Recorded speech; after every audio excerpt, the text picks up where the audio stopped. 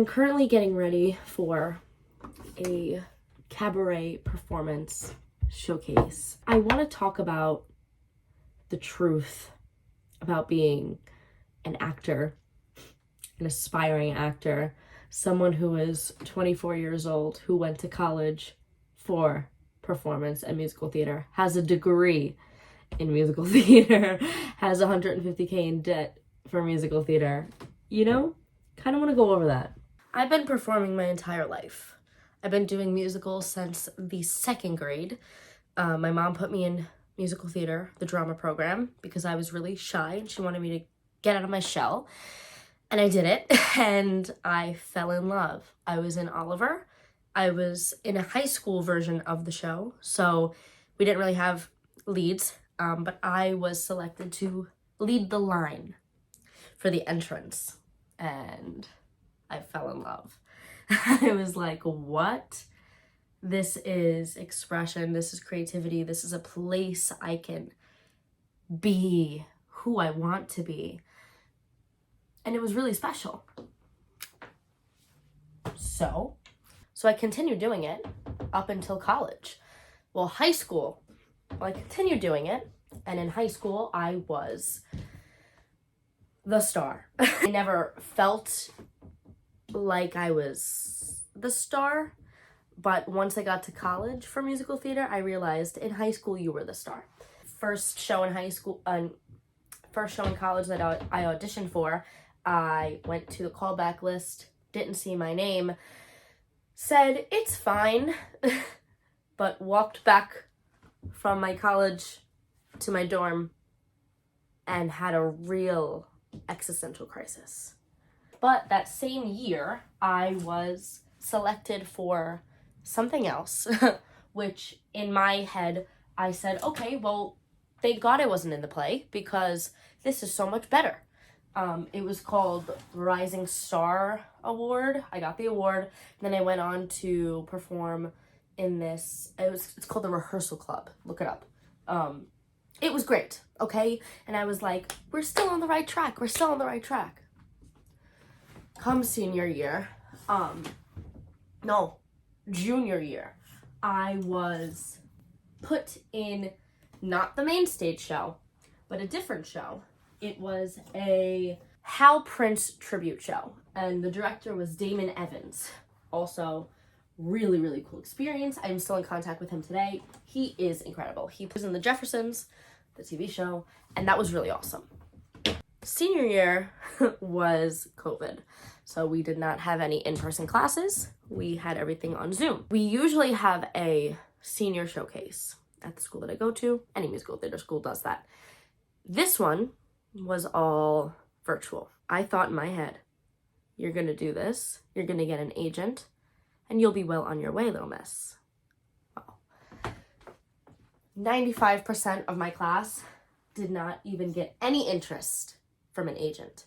That's after being at the school for 4 years, doing dance every single morning, having voice every single week, having 2 to 3 to 4 acting classes every single week.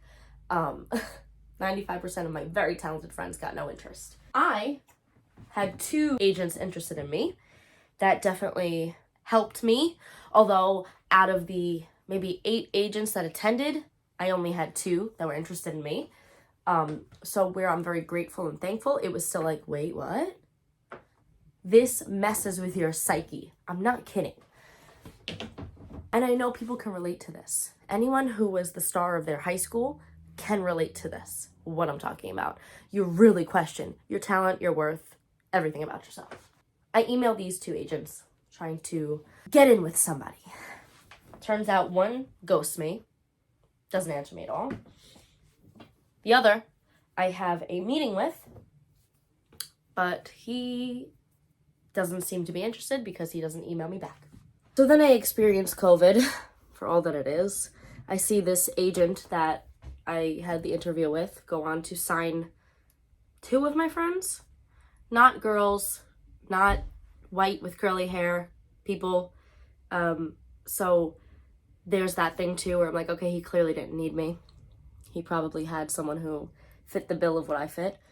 That's another thing about this business.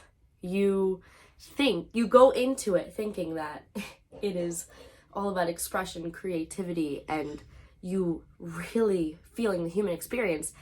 But in reality, it's a business. They're looking at you not as a person, but as what they need to fit in their repertoire of actors. If they have a white curvy girl with curly hair, they don't need me. They're not going to look at me twice.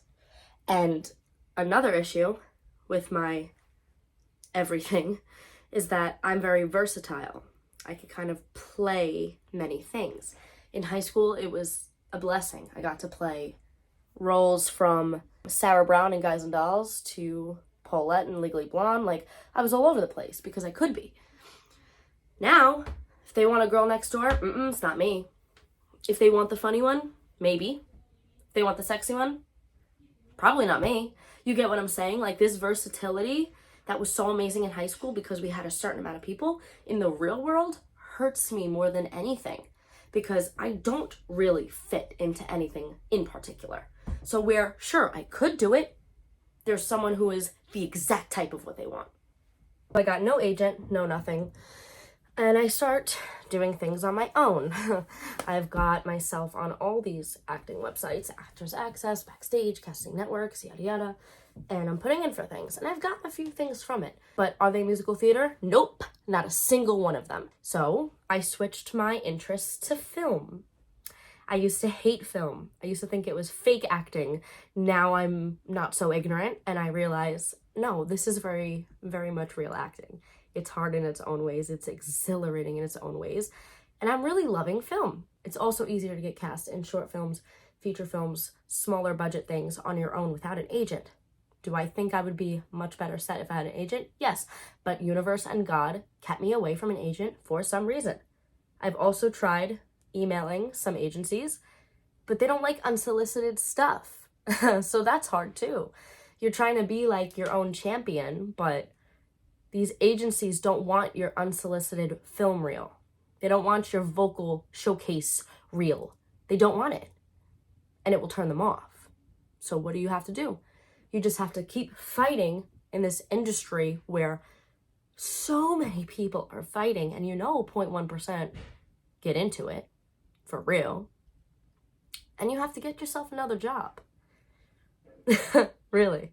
Luckily for me, I quit the restaurant jobs because I was les miserables in them. Serving people is just not for me, especially when they're rude. And luckily, I do have another passion. But what about all my friends out there who don't have another passion? And they're just doing these odd jobs to get by, to pay the bills, the rent. We don't talk about this enough. She is messy, but she's kind. I cracked so bad during that performance. That's what I get for not vocalizing every day. Yo. But it was fun.